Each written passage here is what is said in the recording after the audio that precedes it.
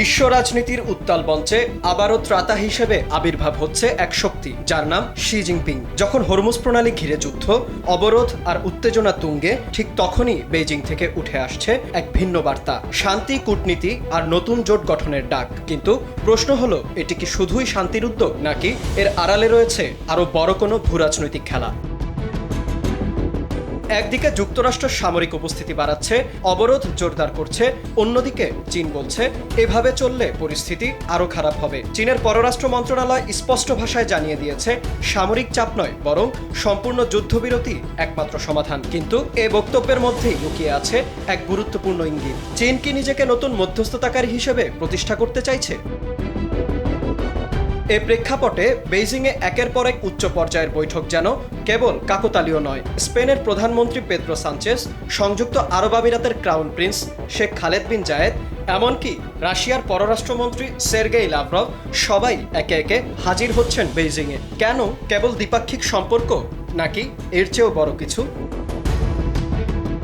বিশ্লেষকরা বলছেন, এটি আসলে হরমুজ কূটনীতি, যেখানে যুদ্ধের কেন্দ্রবিন্দুকে ব্যবহার করে চীন নিজের প্রভাব বিস্তার করছে। কারণ হরমুজ প্রণালী শুধু একটি জলপথ নয়, এটি বিশ্বের জ্বালানি অর্থনীতির হৃৎপিণ্ড। এখানে যে নিয়ন্ত্রণ প্রতিষ্ঠা করতে পারবে, সেই ভবিষ্যতের অর্থনৈতিক শক্তির কেন্দ্র হয়ে উঠবে।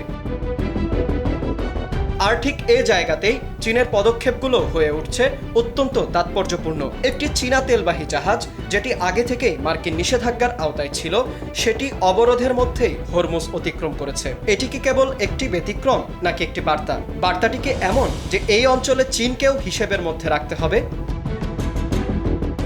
এদিকে সংযুক্ত আরব আমিরাত ও ইউরোপের কিছু দেশও ধীরে ধীরে বেইজিংয়ের দিকে ঝুঁকছে। তারা মনে করছে, যুক্তরাষ্ট্রের কঠোর অবস্থানের বিপরীতে চীন একটি বিকল্প পথ দেখাতে পারে। বিশেষ করে যখন পেদ্রো সানচেস প্রকাশ্যে বলেছেন, এই সংঘাত থামাতে চীনের মতো কার্যকর মধ্যস্থতাকারী আর কেউ নেই। সব মিলিয়ে একটি নতুন চিত্র ফুটে উঠছে, যেখানে যুদ্ধের কেন্দ্র হরমুজ হলেও ক্ষমতার কেন্দ্র ধীরে ধীরে সরে যাচ্ছে বেইজিংয়ের দিকে। চীন একদিকে শান্তির আহ্বান জানাচ্ছে, অন্যদিকে কৌশলে জোট করছে, বাণিজ্য চুক্তি করছে, আর বিশ্ব রাজনীতির নতুন মেরু তৈরি করছে।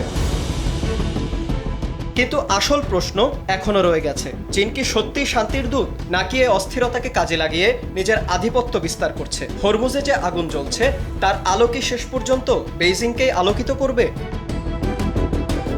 শেষ পর্যন্ত এটি কেবল একটি যুদ্ধের গল্প নয়, এটি শক্তির স্থানান্তরের গল্প। আর সেই গল্পে নতুন অধ্যায়ের নাম হরমুজে চীনের আবির্ভাব। বিন ইয়ামিন, RTV।